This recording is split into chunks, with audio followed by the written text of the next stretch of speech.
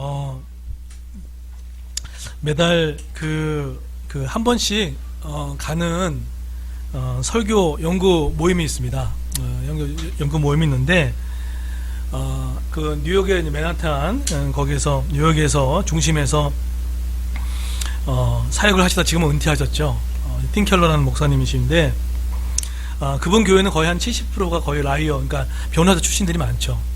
근데 그 교회에 이제 중심에 있는 이 목사님이 어떻게 설교를 했는가에 대한 연구를 하고 이제 있는데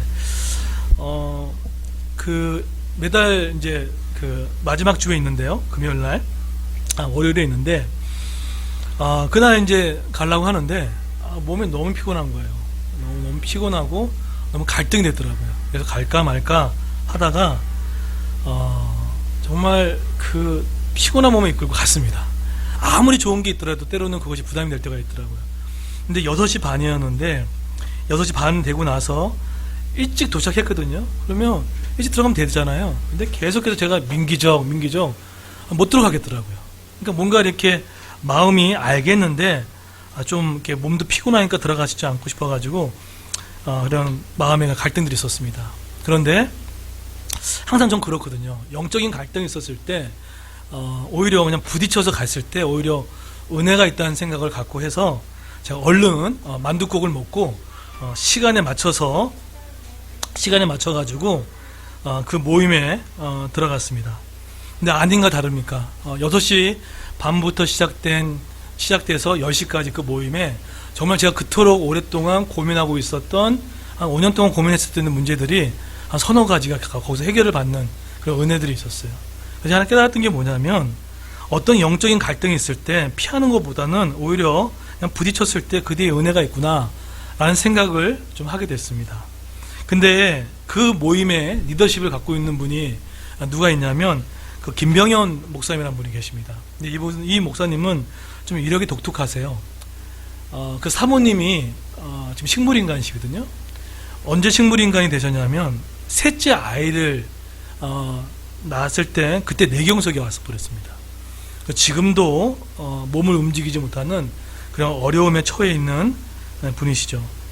근데 더 마음이 아팠던 건 뭐냐면 이 김병헌 목사님의 이 사모님이 이 남편이 잘 수발을 했어야 되는데 실수로 그 다리까지 못 쓰게 만드는 일까지 해보고 말한 거예요. 그러니 이 목사님의 마음과 생각이 어떻겠습니까? 그 죄책감이 얼마나 컸겠습니까? 그럼에도 불구하고 연세가 거의 한 60세 정도 가까이 되셨는데 저는 되게 마음 어두울 줄 알았어요. 근데 상당히 쾌활하시고 밝고 유머 감각도 넘치시고 키는 작으신데 운동을 많이 하는지 몰라도 이렇게 근육도 있으시고 유쾌하시더라고요. 그런데 이런 분이 고난을 얘기한다 그러면 들을만 하잖아요. 그렇죠? 이런 분이 얘기했을 때 고난은 이겁니다 라고 얘기를 하면은 들을 만한 그런 이야기가 있지 않겠습니까? 그래서 무슨 말을 할까라는 얘기를 좀 들었어요. 근데 모임 중에 얘기하다가 현 시국에 대한 이야기도 좀 나오고 한국 교회에 대한 이야기도 나오고 공정하지 않는 것에 대한 이야기를 좀 얘기를 하면서 이번엔 재밌는 이야기를 하시더라고요. 어떤 이야기를 하냐면 최근에 그 교회에서 시쓰기 대회가 있었다고 얘기를 합니다. 근데 시쓰기 대회를 했는데 1등이 권사님이 뽑히셨고요. 2등이 안수지사님이 뽑히셨어요. 근데 이 시를 냈을 때 거의 무기명으로 냈다고 합니다. 그런데 이 시가 어떤 시였냐면 어떤 시가 됐을 것 같습니까? 여러분 적어도 교회에서 쓰라고 한 시는 그래도 성경에 좀 들어가고 좀 예수님의 이야기가 많이 들어오는 시가 좀 날 거라는 거잖아요. 근데 1등이 됐던 이 시가 권사님 쓰였는데 처음부터 첫 줄이 욕부터 시작됐다는 거예요. 네. 거의 아시죠? 버즈 베이비 같은 거 그런 욕이 막 난무하는 시가 이렇게 나오고요. 누굴 향한 욕이었냐면 자기 남편을 향한 욕이었습니다. 내가 너를 삼시세끼 먹이기 위해서 이렇게 이기고세어하냐 하는 그런 시들을 아주 적나라하게 적으셨다는 거예요. 어떻게 내가 너 만나가서 이렇게 한평생 이런 고생을 하냐 이런 시를 막 쓰고 했던 거예요.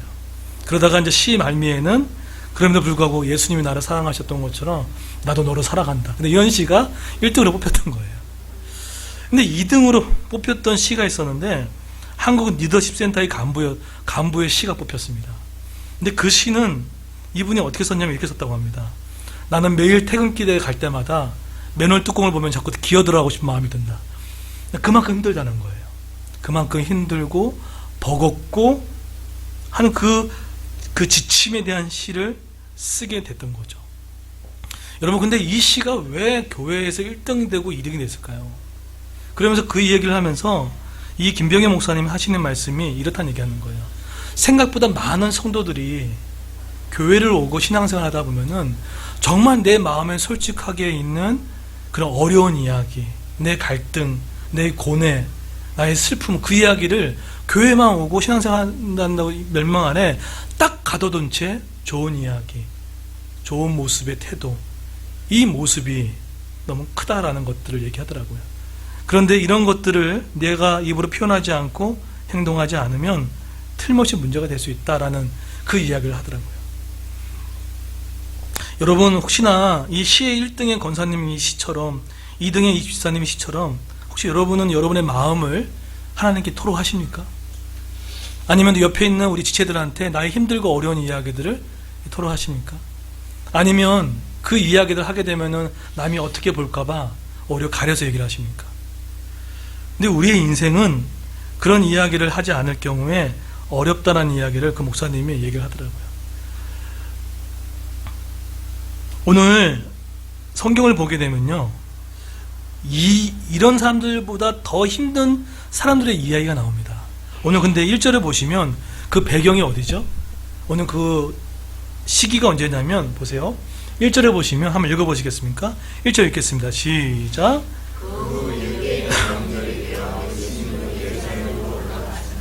네, 언제죠? 명절입니다. 그런데 이 명절을 성경에서는 유월절이다, 초막절이다, 장막절이라고 나온 게 없어요. 성경은 어느 명절인지 모릅니다. 그런데 여러분, 이스라엘 백성들이 전국에, 전 세계에 흩어져 있다가 예루살렘으로 모이는 그 절기가 무슨 절기입니까? 그게 바로 유월절, 초막절, 장막절. 이 시기 때는요, 전국에 흩어져 있던 사람들이 예루살렘의 중심으로 모여가지고 예배드리러 모이게 됩니다. 근데 오늘 이 유대인의 명절이었던 거예요. 그러면 여러분, 명절 생각해 보십시오. 물론 이제 우리 엄마들, 우리 자매님들은 뭐 기성 전쟁도 생각할 거고 음식 차림에 대한 뭐 부담감도 있을 건데, 어쨌든 명절을 생각하게 되면 푸근함도 좀 있잖아요. 가족을 만난다, 좀 여유롭게 조금 먹을 수 있다. 근데 이렇듯 이런 여유로운 마음 갖고 동네는 북적거리고 있는 잔치 분위기였습니다. 그런데 거기에 한 연못이 있었어요. 그 연못이 어디입니까? 한번 그 연못을 한번 읽어볼까요? 2절 읽겠습니다. 시작.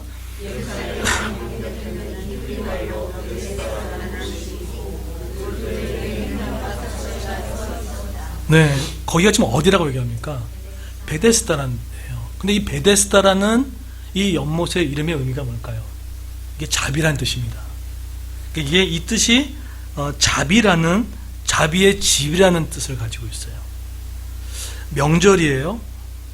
그리고 자비의 집이에요. 거기에 너무 좋은 분위기잖아요. 그렇죠? 그런데 거기에 이루 말할 수 없는 고난 당했던 사람들이 다 모였습니다. 3절에 보세요.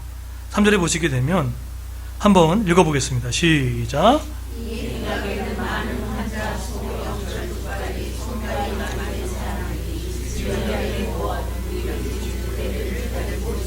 예, 누가 있었다고요? 눈먼 사람들, 다리 저는 사람들, 중풍병자들.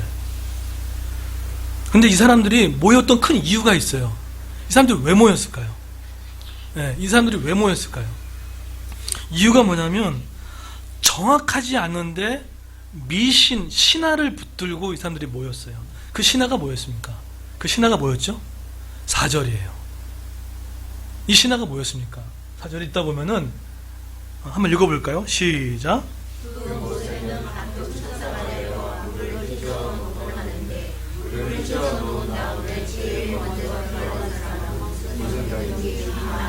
네, 이 장소가 베다스다는 이 연못이 이제 핫플레이스가 됐어요. 왜 핫플레이스가 됐죠? 여기 오면 이런 미신이 있었습니다. 그 미신이 뭡니까? 천사가 가끔 그 연못에 내려온다는 거예요. 그래가지고 물을 이렇게 휘젓고 물이 움직일 때 첫 번째 사람이 그 연못에 들어가면 병이 치유된다는 그 미신이 베다스다에 퍼져 있었던 거예요. 근데 이것에 대해서 초대교부 터툴리안이라든지 크리스토움이라는 한 급의 입을 가진 이 설교자가 하는 말이 이 얘기를 이렇게 얘기합니다. 당시에는 새해가 되면 천사가 어떤 지역의 물을 동하기로 예정되었기 때문에 이때 제일 먼저 그 물 속에 들어간 사람이 병을 치유받는다. 그 이야기들이 이렇게 공공연하게 예루살렘 주변에 흐르고 있었던 겁니다. 그러면 이 사람들 누굽니까? 한마디로 지푸라기도 잡고 싶어서 모인 사람들인 거예요. 얼마 전에 제가 TV를 보다가, 여러분 혹시 옛날에 제 세대는 좀 아는 그런 개그맨인데 혹시 틴틴파이브라고 혹시 아십니까? 아마 많이 모르실 건데 죄송합니다. 근데 있는데 거기에 이동우라는 개그맨이 있어요. 아시죠? 근데 그분이 갑자기 시력을 잃었잖아요. 근데 시력을 잃었는데 친구 박수홍이 함께 여행을 다시 떠났습니다. 근데 아이가 제가 알기로 초등학교 3학년인가 4학년이에요. 그런데 박수홍이 이렇게 얘기해요. 야 동우야, 너 딸이 지금 밖에서 농구하면서 재밌게 놀고 있어 라고 있는 거예요. 그랬더니 그 이동우라는 이 개그맨이 갑자기 아무 말 하지 않으면서 이렇게 얘기하는 거예요. 방송 중이거든요. 이렇게 얘기하더라고요. 신이 한 번이라도 계신다면 나는 지금에도 눈 떠서 우리 아이들 뛰노는 걸 보고 싶다고. 그만큼 절박한 거죠. 예. 그런 것처럼 오늘 이 핫플레스에 모인 이 사람들은 정말 이 미신이라도 붙잡고 싶어하는 마음으로 여기에 모였던 거예요. 여러분 근데 너무 아이러니하지 않습니까? 명절이죠. 자비의 집인데 거기에 모인 사람은 오히려 가장 열악함이 극에 달한 사람이 있어요. 여러분 이런 감정 혹시 언제 느끼세요? 저도 가끔 가다가 페이스 보면 느껴요. 네, 페이스 보면서 저보다 목회를 잘하고 있는 분들 보면 저랑 비교할 때가 있습니다. 왜 난 이거밖에 안 되지? 가끔 그럴 때도 있어요. 페이스북에 보고 인스타그램 보게 되면 쟤는 잘 사는 것 같아요. 여행도 갔네? 뭐도 괜찮네? 근데 가끔 보다가 그걸 제가 은근슬쩍 제가 비교하고 있더라고요. 나는 왜 이러지? 그들은 명절 갖고 자비를 받고 있는 것 같은데 왜 나의 삶은 그렇지? 어쩌면 이런 마음이 비단 이 사람들의 마음뿐만 아니라 우리 마음도 그럴 거라는 거예요. 저 친구는 괜찮게 되던데, 괜찮게 좀 건강하게 살고 있던데.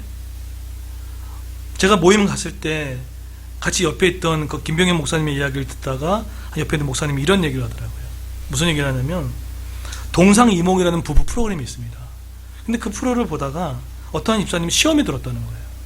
무슨 시험에 들었냐면, 아니 저 최수정, 하이라 저 커플은 너무나 행복해 보이는데 자기는 열심히 하는데 왜 이렇게 행복하지 않을까? 그런 마음 때문에 마음이 어려웠다는 거예요. 그런 것처럼 지금 여기에 지푸라기도 잡고 싶어하는 심정, 뭔가 이렇게 뭔가 희망을 걷고 있는 사람들이 영원히 담겨져 있는 곳이 바로 지금 여기 모인 베다스다에 모인 사람들입니다. 이 사람들은 정말 어려웠던 거죠. 근데 그게 미신이잖아요. 근데도 하나라도 붙잡고 싶어하는 마음들이 있는 거죠. 여러분 지금 지푸라기로 잡고 싶어가지고 여러분 하고 있는 게 뭡니까? 때로는 믿는 분들 중에도 타로점을 보는 분도 계십니다. 때로는 너무나 힘들어서요 사주팔자 보신 분도 계십니다. 또 너무 힘들어가지고 돼지머리에 고사하는 사람들도 계십니다. 처음에 제가 목회 되게 어렸을 때는요, 어떻게 그럴 수 있어? 라고 했어요. 그게 한다 안 한다 문제가 아니에요. 그만큼 그 마음 가운데 그거라도 붙잡고 싶어하는 사람들이 있다는 거예요. 그게 바로 오늘 베다스다에 모인 사람들의 모습이었다는 거예요. 그런데 오늘 이 베다스다에 모인 이 사람들만큼 이거는 완전 상대도 안 되는 한 사람이 등장합니다. 더 힘든 사람이 등장해요. 그게 누굴까요? 오늘 성경 보시겠습니까? 5절에 보세요. 5절 한번 읽겠습니다. 5절 읽어볼까요? 시작. 네, 누가 등장합니까? 이름은 없어요. 근데 38년 동안이라는 거예요. 여기 이제 30대 중후반 네 분 계시죠. 38년 동안 지금 신랄 같은 희망을 갖고 버텨온 한 사람이 더 등장합니다. 이거는 상상해 보세요. 그런데 그 수십만 명이 모였지 않습니까? 많은 인파가 있을 건데 가장 가망성이 없는 한 사람에게 예수님이 찾아가시죠. 그런데 보세요. 6절에 보시게 되면 예수님이 이 38년 된 병자를 어떻게 고쳐나가는지를 보십시오. 베다스다에 모인 그 사람보다 더한 사람들입니다. 자, 그런데 6절에 보게 되면 이를 정확하게 알고 있었어요. 6절에 보세요. 오늘 두 가지의 단어가 이 사람의 모든 걸 다 알고 있었던 예수님이 의도적인 접근인 것을 알 수가 있는데요. 6절 한번 읽어볼까요? 읽겠습니다. 시작.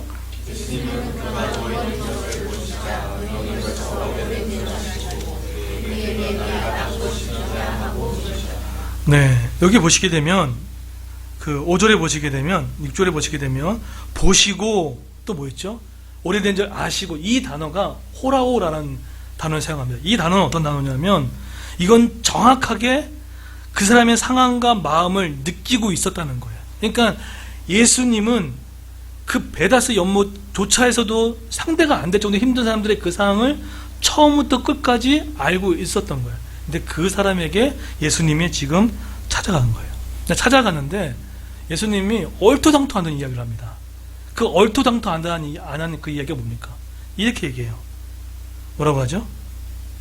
6절을 보시면 내가 낫고자 하느냐. 대체 이런 황당한 질문이 어디 있어요?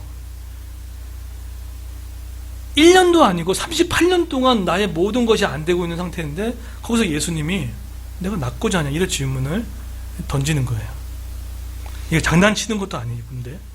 그런데 오늘 이 병자가 이야기한 걸 잘 들어보십시오. 이 병자의 고백 가운데 하나님이 이 병자의 고백을 어떻게 보시고 어떻게 일하시는지에 대해서 우리의 구원의 첫걸음이 있습니다. 자, 한번 7절 한번 읽어볼까요? 읽겠습니다. 시작.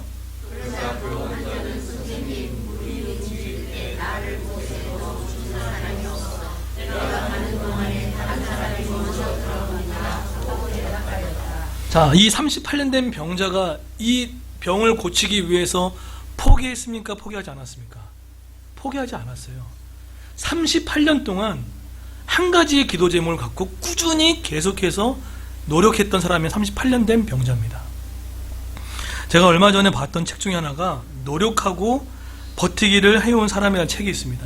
한재우 씨라는 분이 썼던 분인데 이분은 서울대 법학과 출신인데 자신이 법 공부를 했는데 나중에 관심이 없어서 법을 포기하고 글쓰기 작가로 갔던 분이에요. 그런데 저는 이 책 제목이 요즘 우리 이 시대를 잘 반영하고 있다고 생각이 들어요. 노력하고 버티는 사람들에게 잘 표현했잖아요. 우리 지금 버티고 있잖아요. 우리 인생 지금 버티고 있지 않습니까? 그런데 이 버티고 있는 이 분이 자신의 삶 가운데 오랜 삶을 살면서 하는 깨달은 게 하나 있었다는 거예요. 그게 뭐냐면 이겁니다. 한번 들어보세요. 노력하고 버티는 사람에게 그 책을 보면 이렇게 얘기합니다. 꼭 처음부터 커다란 꿈이 있는 사람만이 높은 산에 오를 수 있을까? 커다란 꿈을 품으려는 시도에서 늘 실패했던 나는 언제부턴가 보이지 않는 결승선을 상상하는 대신에 그저 매일 내가 할 수 있는 일들을 잘해보기로 했다. 여기서부터 중요합니다. 오늘 써야 할 글을 쓰고 이번 주 분량의 방송을 만들고 다음 주 읽을 책을 그저 내가 가진 시간 동안 할 수 있는 만큼 그 걸음을 내딛는 일에 집중했다. 이렇게 얘기를 해요. 그러니까 이 이야기는 뭐겠습니까? 너무나 많은 기대를 했고 상상하다 보니까 되지 않았을 경우 왔는데 그때 이제 그렇게 하기보다는 내 작은 일상 가운데 그 일을 감당하겠다는 그 얘기를 하죠. 그런데 저는 이 말에 문제 제기를 했어요. 제가 38년 된 병자로서의 이 책을 읽었으면 제가 이 북을 보면서 문제 제기를 했어요. 저는 어떤 문제 제기를 했을까요? 당신은 그래도 서울대학교 법학과 나왔잖아. 당신의 삶은 출발선 자체가 그 앞에 서 있잖아. 그런 사람들과 함께 노력하고 버티는 것과 출발선 자체가 늦게 있고 출발선 자체가 공정하지 않는 그런 사람한테는 이거조차도 정말 그림의 똑같은 이야기입니다. 제가 최근에 읽었던 책 중에 삼성전자 그 부회장은 회장인가 겪었던 그 초격차라는 책을 읽게 됐는데 그 책도 그거예요. 뭐 파격적인 인사인독이 중요하다. 그리고 영업부에 있는 사람을 총무부에 빨리 파견시켜야지 새로운 생각할 수 있다. 막 되게 파격적인 인사 단행을 했던 분이에요. 그래서 막 쓰러져가는 어느 정도 막 뒤쳐져 있는 삼성전자를 반열에 올리기도 했죠. 근데 그런 책 보면 여러분 힘이 되세요? 힘이 될 때도 있습니다. 근데 우리가 어떤 생각합니까? 38년 된 병자라니까요. 출발선 자체가 달라요. 그러니까 거기서 왔을 때 그래도 당신은 출발선에 어쩌면 38년 된 병자는 오히려 다리를 절고 중풍 병자한테 오히려 더 그 마음 더 가지고 있을걸요. 그들은 걸어서 갈 수나 있잖아요. 근데 이 사람은 뭡니까? 누워있었다니까요. 노력하고 버티라고요? 해봤잖아요. 그죠? 근데 출발선이 너무나 공정하지 않고 너무 뒤쳐져 버리면 이거조차도 힘듭니다. 그랬을 때 오늘 이 영혼에 대해서 그러면 어떻게 이 영혼이 고침을 받았는지 보셔야 됩니다. 아까 제가 7절을 잘 보시라고 말씀드렸죠. 여기 힌트가 숨어져 있어요. 힌트가 무슨 힌트죠? 예수님 얘기했죠. 낳고자 하느냐? 그랬을 때 이 사람이 포기에 따르면은 7절 같은 얘기 안 합니다. 어떻게 됩니까? 이건 말도 안 돼요. 그랬을 거예요. 그런데 어떡하죠? 내가 하려고 하는데 나를 넣어준 사람이 없습니다. 내가 열심히 노력하려고 하는데 나를 도와준 사람이 없습니다. 이 현실을 정확한 마음의 표현을 했던 거예요. 그래서 중요한 겁니다. 여러분 삶에 38년 된 병자 같은 영적인 38년 같은 삶에 놓였을 때 첫 번째 중요합니다. 그게 뭐냐면 정확한 여러분의 마음에 대한 심정을 토로를 하나님께 하셔야 됩니다. 아까 말했던 그 김병희 목사님이 썼던 책이 있습니다. 난 당신이 좋아라는 책이 있어요. 근데 그 책에서 이런 얘기를 합니다. 들어보세요. 우리 마음속에 있는 원망과 원수에 대한 적대감을 하나님께 토로하면 하나님의 성품이 우리 마음속에 들어옵니다. 그래서 원망을 내려놓을 수 있고 하나님을 마음속 깊은 곳에부터 신뢰하게 됩니다. 마음속 깊은 데서 끓어오르는 원망이 내뱉어져야 하나님의 긍휼 어린 성품이 우리에게 들어오게 됩니다. 이러한 쌍방소통이 되어야 하는데 대부분 자신의 부정적인 감정을 하나님께 쏟아놓기를 주저합니다. 눈앞에 벌어지는 악을 보면 우리는 괴롭고 불쾌하고 화가 나는 것이 정상인데 괴로움과 신랑함이 없이 적당한 선에서 하나님은 신실하실 거예요. 하나님은 선하실 겁니다. 믿습니다. 이렇게 착한 기도로 금방 돌아간다. 그 마지막 대목이 중요합니다. 이렇듯 고뇌 없는 기도에서 나오는 기도는 탄식이 없다. 그러다 보면은 기도가 밋밋하고 지루하며 아무 일도 일어나지 않는다. 솔직한 토로의 기도, 그 결과는 하나님이 우리 주시는 위로를 받고 고난을 통해 얻게 되는 유익을 깨닫게 될 것이다. 전혀 다르죠. 여러분의 마음에 있는 정확한 신경에 대한 부분에 대해서 감사하지 말라는 얘기가 아닙니다. 불평 터뜨리지 말고 원망하지 그러는 얘기가 아닙니다. 내 마음속에 있는 지금의 이 마음의 이 상황들을요 하나님 앞에 토로했을 때 그것이 그때부터 회복이 된다는 거예요. 제가 40일 작정 기도할 때 최근에 했잖아요. 20일 동안 하나님한테 원망은 쏟아냈습니다. 하나님 저한테 왜 이렇게 저를 이렇게 대하시냐고. 나는 하나님의 아들 아니냐고. 왜 저한테 이렇게 함부로 대하시냐고. 막 토로했어요. 하나님 정말 이러실 겁니까? 그런데 20일이 지나고 나서는 그때부터 그 이유에 대한 설명들을요 너 이것 때문에 그렇다라고 하진 않았지만 마음속 마음 가운데 느낌을 주세요. 아 이것 때문에 그랬구나. 20일 동안 기도도 안 됐습니다. 통성기도 안 됐습니다. 하나님 왜 이렇게 하시냐고 저한테. 그런데 그런 마음이 토해냈을 때 하나님께서 주시는 마음들이 올라오더라고요. 40일이 거의 마무리될 때 되면 하나님이 이것 때문에 그걸 주셨군요 라는 고백이 흘러나오더라고요. 우리 양념밥 모임을 할 때 정말 남자들만 할 수 있는 이야기를 했어요. 아마 뭐 다른 사람들 할 수 없는 이야기들. 근데 누가 들으면 그것이 때로는 힘든 이야기일 수도 있어요. 근데 그러한 마음의 밑바닥에 있는 이야기들을 토로에 나갔을 때 저는 그걸 들었을 때 야, 희망이 있겠다. 이 남편들이 다시 일어서겠다. 적당한 선에서 착한 사람의 콤플렉스를 갖고 적당한 선에서 빨리 덮으려고 하지 마십시오. 우리 하나님은 여러분의 어떤 토로와 아픔을 충분히 받을 만한 넓으신 품을 갖고 있는 분이십니다. 그래서 얘기한 거예요. 나를 데려간 사람이 없다. 나를 넣어준 사람이 없다. 여러분 혹시 여러분 마음 가운데 오늘 하나님 제가 이런 상황입니다. 하나님 저 이것 때문에 미치겠습니다. 하나님 저 이것 때문에 정말 다 때려치고 싶습니다. 그런 마음 있잖아요. 인간의 언어, 그 인간의 언어를 하나님께 쏟아내지 않겠습니까?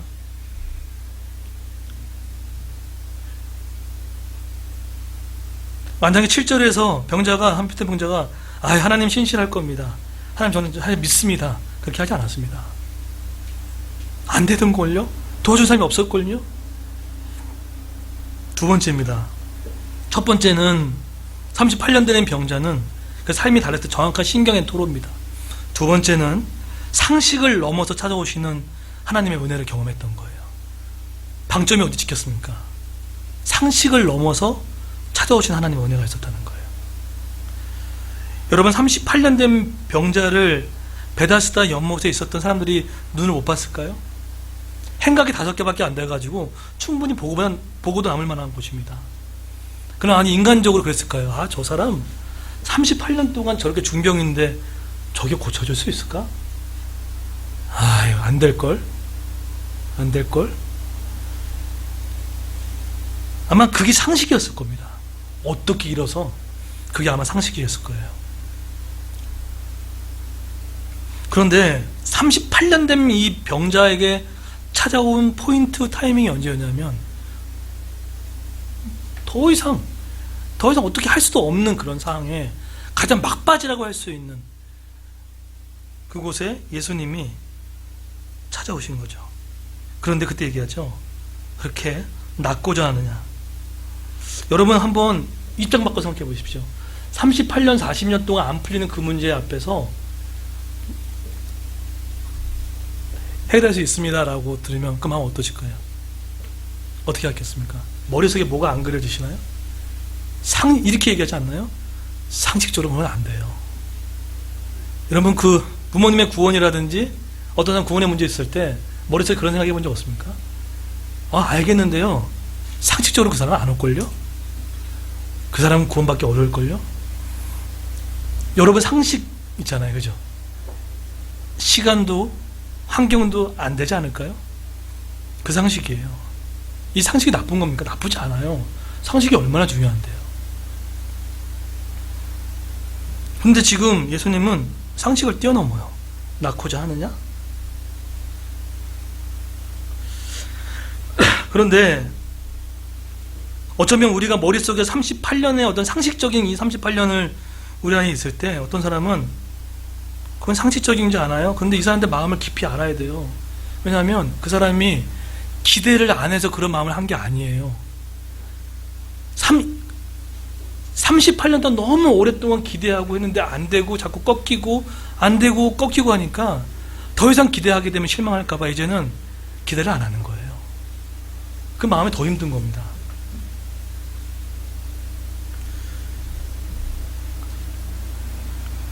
기대하면 또 무너지는걸요?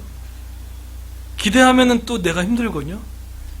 근데 정말 물어보세요. 제가 어떤 형제랑 얘기를 했어요. 형제 삶이 되게 어려워요. 너 이렇게 했으면 좋겠다 했더니 그거 안 될 거예요. 그런 거예요. 그런데 눈빛을 보고 맨 끝에 얘기하더라고요. 그런데 살고 싶다는 얘기를 해요. 어떤 사람이도요. 자신의 인생에 영적 38년대 같은 일이 있으면 겉으로는 안 될 것 같지만 마음속 깊이는 그걸 원해요. 예, 있습니다. 그런데 이 상식을 깨트리지 않는 한 하나님이 다가오지 않습니다. 그래서 상식에 제일 가까운 다른 예배 대상을 찾습니다. 그래서 무신론자 소설가였던 데이비드 포스터 윌로스라는 사람이 있습니다. 무신론자입니다. 이 사람이 뭐라고 얘기했냐면 들어보세요. 상식에 묶여있는 그들이 그 삶을 어떻게 영위하냐면 이렇게 합니다. 그런 사람들은 돈을 예배합니다. 그러나 그는 돈을 예배하면 충분히 가지지 못할 겁니다.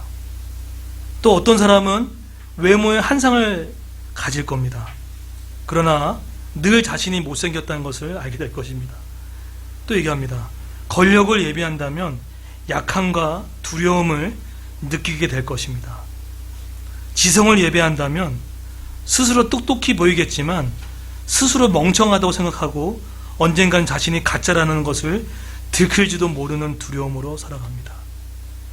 상식은 상식선에서 내가 할 수 있는 범위에 대해서 가장 하나님과 대체할 수 있는 것을 세워놓고 따라갑니다. 근데 그것이 우리의 궁극적인 38년 된 문제를 해결할 수 없다는 거예요. 그런데 오늘 낳고자 하냐고 했을 때 8절에 보십시오. 상식을 뛰어넘어서는 하나님의 은혜가 그 병자에게 임합니다. 8절 다 같이 한번 읽어볼까요? 읽겠습니다. 시작.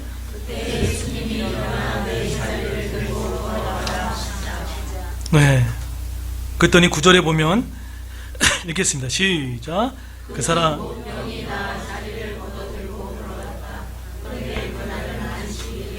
네. 만약에 이 38년 된 병자가 자기 상식선에서 아유 예수님 저는 38년 됐어요. 이건 안 돼요. 그랬다라면 병자가 일어나는 치유를 이 사람은 받지 못했을 겁니다. 그래서 여러분 죄의 본질은 결국은 내가 모든 걸 할 수 있다는 자아의 중심성입니다. 그래서 영적인 애굽의 습관을 버리지 못하는 거예요. 옛날에 애굽 이집트에서는 뭘로 먹고 살았습니까? 발로 밟으면 물이 터져 나왔습니다. 그래서 그 물의 공급을 받고 살았죠. 그런데 이스라엘 백성, 하나님 믿는 사람들이 들어갈 가나안 땅에는 그렇게 생존의 방법이 아닙니다. 뭐죠? 위로부터 이른 비와 늦은 비를 통해서 하나님의 공급을 받고 살아가는 사람 존재가 이스라엘 백성들입니다. 삶의 양식이 달라요. 근데 상식적이고 그 상식이 너무 좋은 거지만 상식에 너무 기반돼서 위로부터 내려오는 하나님의 은혜와 초월적인 하나님의 능력을 제한해버려 자아 중심성으로 계속해서 영적인 삶의 38년대에 묶여 감옥에 살아가는 분들도 계실지도 몰라요. 오늘 예수님이 여러분을 초대합니다. 영적으로 38년 된 어떠한 각가지 다른 여러분의 문제와 사항들이 있을 때 혹시 상식으로 예수님 넘어오지 마시오 라고 하는 그건 없습니까? 근데 오늘 상식을 뛰어넘어서 오시는 베다스 연못을 뛰어넘어서 오시는 더 다른 룰로 찾아오시는 하나님의 은혜가 여러분 묻습니다. 낳고자 하느냐? 갈등이 있을 겁니다. 낳고자 하느냐? 그럼 여러분 뭐라고 대답하시겠습니까?